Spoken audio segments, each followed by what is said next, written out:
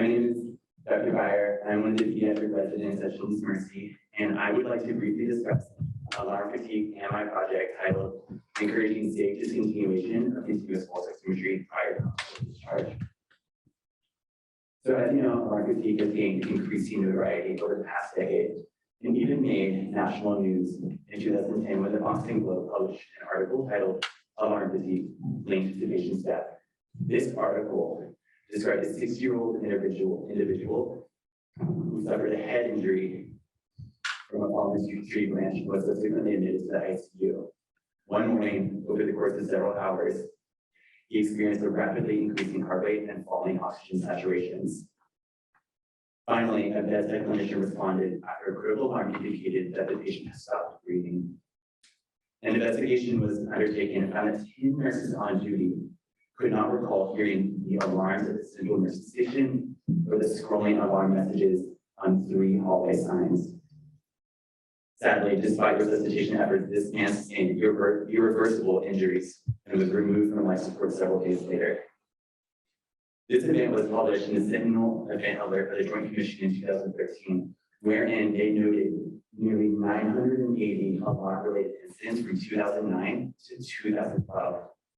And alarm fatigue significantly impacts children's hospitals as well, where we have identified continuous pulse oximetry, CPO from here on, as the greatest contributor to alarms and therefore alarm fatigue.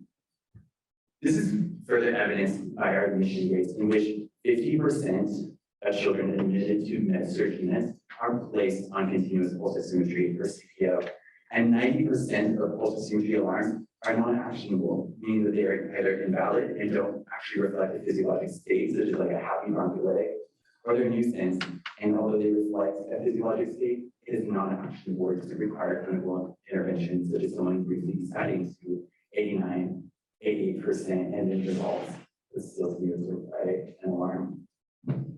So Children's Mercy has established a multidisciplinary alarms committee that is sought to evaluate the impact of alarm fatigue on our units. And in 2019, we identified over 1 million pulse oximetry alarms per year.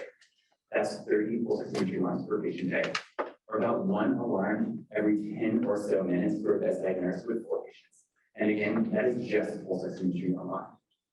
Unfortunately, roughly 40% of these alarms are for oxygen saturation between 88 to 100%, which we would generally consider non-actionable. Now, our alarm committee has already implemented several measures, such as adding indications for CPO use to reduce the initial ordering frequency of CPO, and it has worked, as we've reduced our count from 30 per patient to 21 per patient days. However, we have yet to evaluate how effective our institution was at discontinuing CPO when it was no longer indicated. So from January to August of 2021, we evaluated 2,600 admissions to the general pediatric residency teams. We found that 48% of these admissions were placed on CPO at some time during their stay. And of this patient population, 95% still had an active order at time of discharge. Now, we can rationalize that active CPO orders at the time of discharge and a patient who's well enough to go home represents overutilization and equates to excess alarms. So for our global aim, just to review, we are hoping to mitigate non-actionable alarms by de-implementing CPO when it's no longer indicated. And for my specific aim, we are hoping to decrease the percentage of patients on the resident general pediatric teams with active CPO orders at time of discharge from 95% to 70% by January of 2023. This roller is getting me. In review of the possible etiologies, we have identified several barriers on the provider side that may influence CPO discontinuation. One such area is providers couldn't easily tell what frequency of pulse oximetry was ordered without having to modify the order itself. Another one is there was no effective prompt on ground to discuss what monitors were active and necessary. And then lastly, there was yet a provider workflow in place to review active orders or active monitors and indications for discontinuation. So, okay. For my first PSA cycle, we modified the resident rounding tool to include icons identifying patients with continuous pulse oximetry orders. This is a clip of a resident Brown user that we utilize on rounds to accurately display or report information on the patient. Highlighted in yellow means that there is now a monitor score icon with SQ2 indicative of continuous pulse oximetry order. Okay, on our second PSA cycle, we refined the pulse oximetry order and the electronic health record and increased the visibility of the monitoring frequency. As you can see, you have the oxygen pulse oximetry order, the time it was ordered, and now the frequency continuous pulse oximetry monitoring, or it would say intermittent, depending on what was ordered, and that was not there before.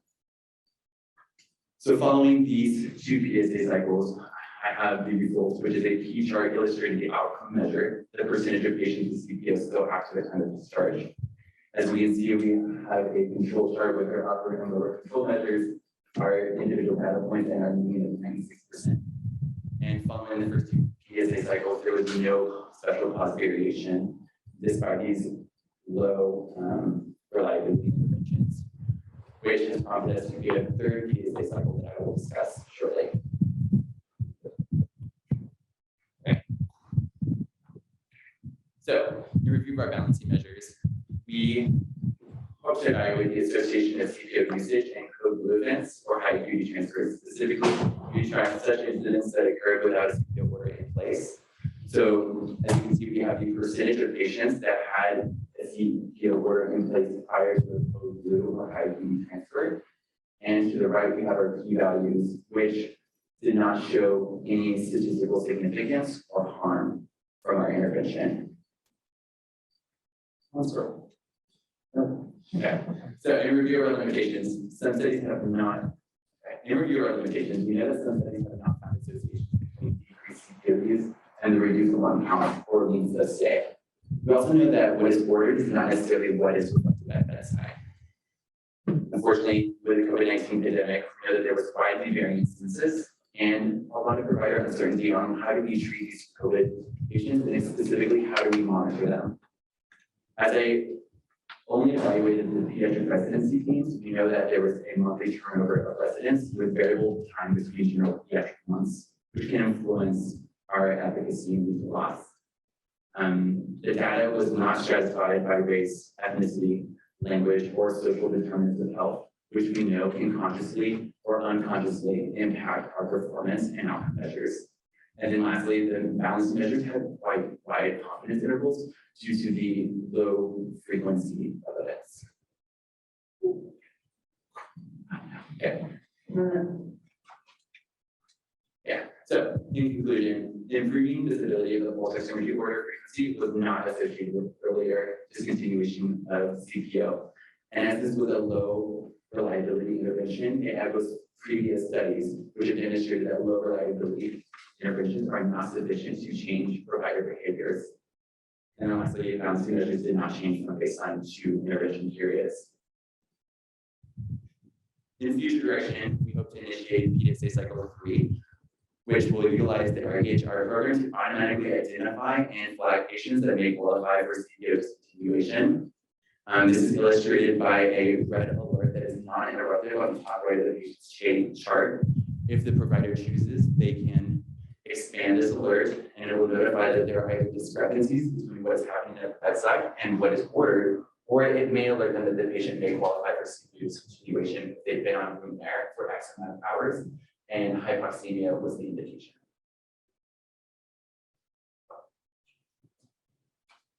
Guys, this scroll is not working for me. Okay, I have nothing to disclose.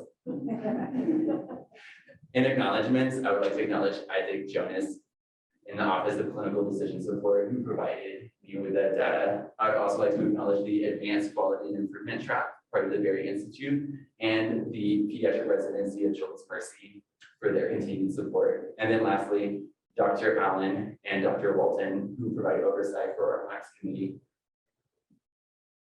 Here are my references and any questions.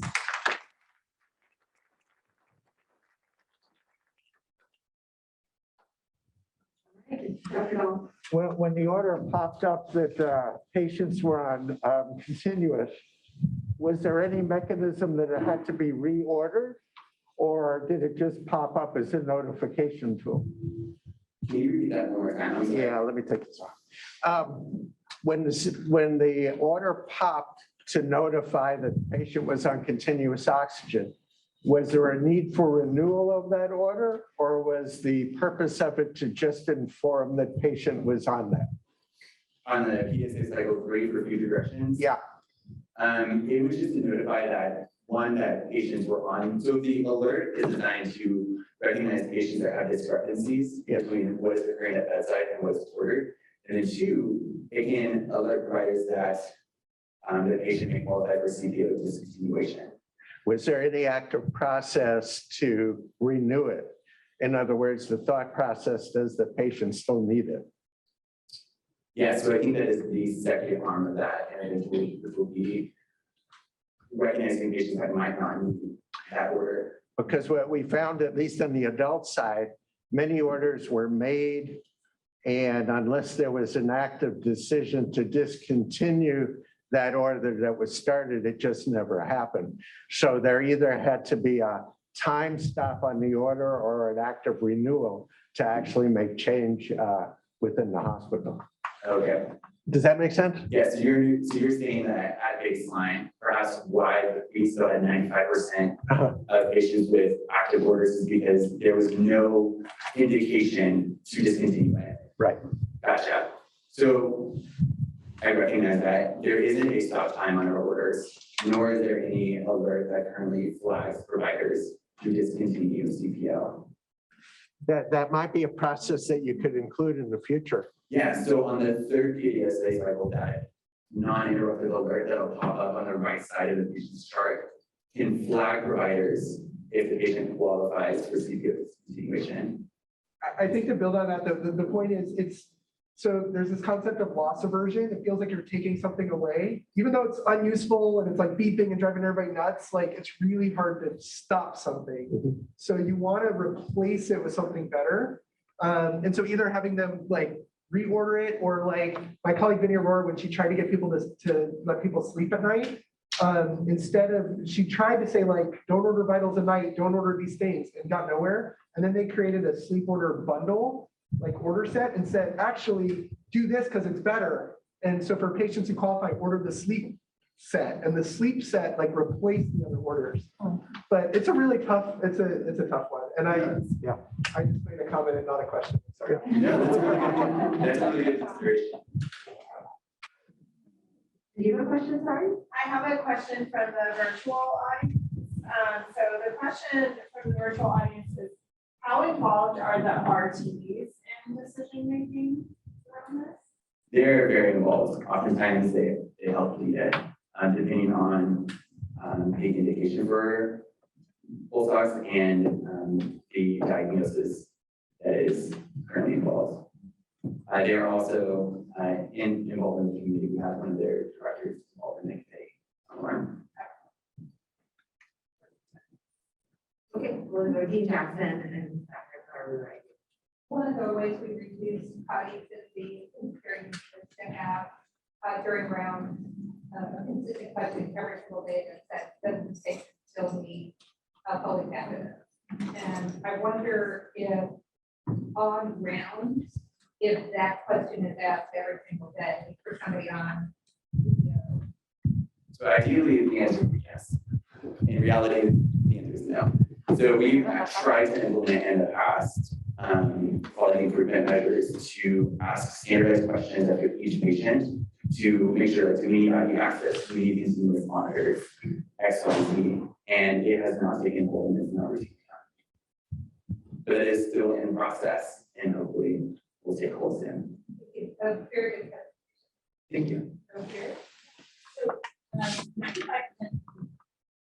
really high to me. What, I saw your goal was to get 70%.